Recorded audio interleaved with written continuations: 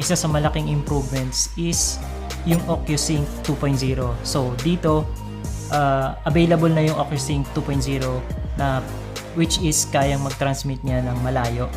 So compare doon sa Mavic Mini version 1 which is enhanced Wi-Fi lang yung gamit.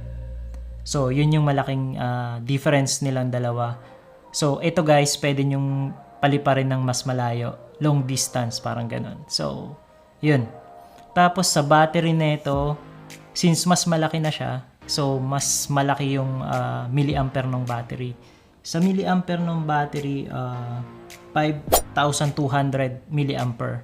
So ayun, mas malaki siya, parang doble siya dun sa controller ni version 1 Mavic Mini.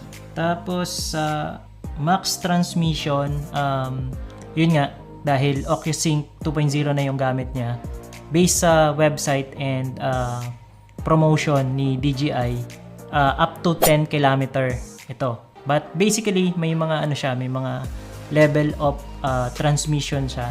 Basically yung 10 kilometers na yon is depending on the environment. So dapat walang interference,